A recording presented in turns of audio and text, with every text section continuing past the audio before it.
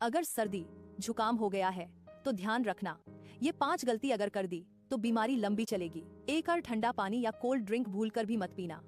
2 रात में बाल खुले रखकर मत सोना। 3 भाप जरूर लेना, इससे नाक खुलेगी और गला ठीक होगा। 4 गरम सूप, अदरक चाय या हल्दी वाला दूध, ये तेरे असली हथियार हैं। 5 और सबसे जरूरी, आराम करना मत भूलना, वरना सर्दी हफ्ते भर पीछा नहीं छोड़ेगी। अगर वीडियो काम का लगा हो तो थार दबा दो और शेयर करो ताकि कोई और छींके नहीं।